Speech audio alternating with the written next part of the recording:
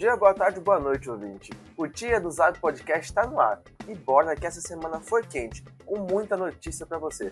Mas antes, se você está nos ouvindo pelo YouTube, dá um like, se inscreve no canal e ativa o sininho para receber as notificações. Eu sou Johnny Negreiros e eu tô aqui com o Derek Toda. Então solta aquela vinheta que você conhece.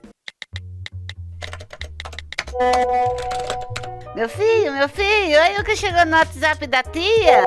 Como a Vânia, que é sua mulher, como o Damião, como a Andréia, como a Dona Maria. Tá preso, babaca! Vamos fuzilar a petralhada aqui do Acre! Eita, que é isso? Já na segunda-feira, tivemos grandes setores da economia brasileira mostrando insatisfação com o governo Bolsonaro. Vazou uma carta da Febraban, uma instituição que representa os grandes bancos no Brasil, em que a carta pedia estabilidade política, fim da crise entre os poderes da República e medidas de geração de empregos. A carta ia ser publicada após as manifestações do dia 7 de setembro. Mano, deu mó treta isso. Tanto que os presidentes das estatais que o governo interfere, como a Caixa Econômica Federal e o Banco do Brasil, ameaçaram sair da Febraban. Também tivemos o ministro da Economia, Paulo Guedes, dando piti por causa dessa carta. Mas não vai dar! O Guedes argumenta que a carta está fora de realidade, porque os dados oficiais mostram que uma retomada de empregos no país acontece desde os últimos meses. No mesmo dia, entidades do agronegócio publicaram uma nota ainda mais dura, mais severa ainda, contra o governo Bolsonaro. Pois é, Derek. Agora só os Faria Limers continuam apoiando Jair Bolsonaro e Paulo Guedes. Falando em Jair Bolsonaro, Johnny, o filho 04 dele, Renan Bolsonaro, fez uma tatuagem no braço com o rosto do pai, cara. Você faria tatuagem do mito, Derek? Vai se ferrar, Johnny, pelo amor de Deus. Na terça-feira, a Procuradoria-Geral da República, o órgão responsável também por denunciar políticos, denunciou Roberto Jefferson, presidente do PTB e atual aliado de Bolsonaro, por incitação ao crime e homofobia. Noticia CNN. A Procuradoria detalha uma série de entrevistas nas quais Roberto Jefferson estimulou a população a invadir o Congresso, a reagir a policiais militares e a atacar instituições como o Supremo Tribunal Federal. O documento da PGR também traz detalhes sobre os supostos crimes de homofobia cometidos por Jefferson e faz menção à lei que tipifica o crime de racismo. Bob Jeff é aquele que foi pego no mensalão do Lula lá em 2005. Opa, não pode falar isso que o Lula vem aí para censurar a imprensa. Nessa semana, uma discussão que esteve em pauta em Brasília foi o marco temporal que o STF começou a julgar na quarta-feira, mas ainda está longe de tomar uma decisão. Nisso, a gente chamou o antropólogo Fred Lúcio para explicar todo esse rolê. Ele é doutor em Ciências Sociais pelo Instituto de Filosofia e Ciências Humanas da Unicamp, mestre em Antropologia Social também pela Unicamp, na área de Etnologia Indígena. Ele também é bacharel licenciado em Filosofia pela PUC de Minas Gerais, e ele também fez uma outra graduação em Ciências Sociais pela Unicamp. Hoje em dia, ele é professor na ESPM e coordenador da Agência Experimental de Voluntariado Universitário da ESPM Social. Professor, eu te pergunto, o que é o marco temporal? Olha, essa palavra essa é uma expressão jurídica que foi incorporada à discussão a partir de uma decisão do STF julgando um processo de demarcação territorial indígena no sul do Brasil, em Santa Catarina. Em linhas gerais, para quem é leigo, né, para quem não é da área do direito e também para quem não é da área de antropologia, o que significa o marco temporal? É uma construção, é uma ideia que pretende ser incorporada no direito brasileiro, que estabelece o reconhecimento do direito ao território das populações indígenas que estavam no seu território a partir do dia 5 de outubro de 88, que é o dia da promulgação da Constituição brasileira, que está em vigor até hoje, a chamada Constituição Cidadã.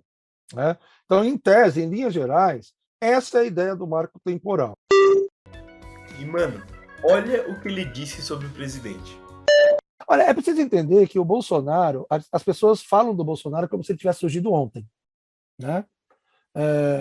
O senhor Jair Messias Bolsonaro é um sujeito que há 35 anos praticamente está na vida política do Brasil. E sempre defendendo interesses muito específicos aliados desse grande capital, especificamente no que diz respeito ao agronegócio. A entrevista completa vai ao ar hoje ao meio-dia, então fica ligado no YouTube que você vai ter um conteúdo muito bom. Nessa semana também tivemos duas péssimas notícias para os brasileiros. Detalhe, o jornal O Globo. O governo anunciou nesta terça-feira que o maior patamar da bandeira tarifária será reajustado em 50% a partir desta quarta-feira. A taxa extra nas contas de luz subirá de R$ 9,49 para R$ 14,20 a cada 100 kWh consumidos. A bandeira vermelha agora se chamará escassez hídrica. Você, meu ouvinte, lembra aquele pessoal de camisa da CBF que dizia que a nossa bandeira jamais será vermelha? O governo Bolsonaro mudou até o nome da bandeira tarifária para não ser vermelha. Brasil! A outra péssima notícia foi a queda do PIB. No segundo semestre de 2021, o PIB caiu 0,1%. Detalha o portal G1. Os números do IBGE mostram que a economia brasileira perdeu fôlego após avanço de 1,2% nos primeiros 3 meses do ano e depois de 3 trimestres de alta. Já o desemprego caiu 0,6 ponto percentual, atingindo 14,1% da população brasileira. Isso significa aproximadamente 15 milhões de brasileiros.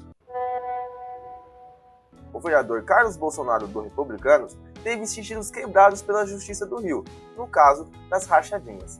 Detalha o jornal Estadão. A medida foi autorizada pela primeira vara especializada de combate ao crime organizado do Rio no dia 24 de maio, mas só veio a público nesta terça-feira, dia 31. A quebra também atinge outras 26 pessoas e empresas. A investigação envolvendo Carlos Bolsonaro teve início a partir de uma reportagem publicada pela revista Época, em que ela mostrava que 2 funcionárias nomeadas como assessoras parlamentares afirmaram nunca ter trabalhado no gabinete do vereador. Rachadinha é aquele crime de funcionário fantasma e tudo mais, e isso parece estar virando tradição dentro da família do Bolsonaro. O senador Alessandro Vieira, do Cidadania, foi a Twitter se colocar à disposição da terceira via para a presidência nas eleições do ano que vem. Ele é um daqueles senadores que recentemente ganhou destaque dentro do circo da CPI da Covid. Em São Paulo, o governador João Dória, do PSDB, anunciou a terceira dose da vacina para as pessoas acima de 60 anos. Segundo Dória, serão 7,2 milhões de pessoas com o reforço. Ouvinte, nas próximas semanas falaremos das mudanças no imposto de renda, então fica ligado no próximo episódio. Meu Deus, quanta coisa no WhatsApp! Eu não aguento mais essa política! Bom, meu caro ouvinte do Tia do Zap Podcast, a gente chegou naqueles 2 minutos finais em que, você sabe, a política é assunto proibido. E a gente aqui vai falar da rodada do final de semana que vai rolar do Campeonato Brasileiro de Futebol. É importante frisar que a CBF adiou algumas partidas por causa das convocações. Então, os jogos do Palmeiras, do Flamengo e do Atlético Mineiro foram adiados. Nesse sentido, a gente vai ter uma rodada mais restrita. No sábado, às 9 horas da noite, o Bahia recebe o Fortaleza, em Salvador. No sábado, também às 9, o Cuiabá recebe o Santos, lá no Mato Grosso. O Atlético Paranaense, já no domingo, às 6h15 da noite, recebe o Sport Recife. O jogo é em Curitiba.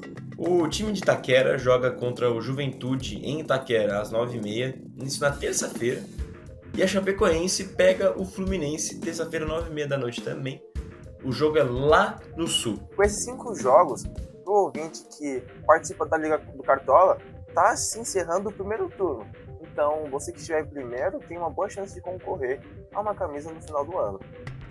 Bom, meu caro ouvinte, aquela mensagem final, não use o Tia do Zap Podcast para formar a sua opinião, porque como a gente tem uma visão sempre antagônica a qualquer político ou movimento social, você raramente vai ver algum elogio que a gente faça aqui a qualquer indivíduo ou organização.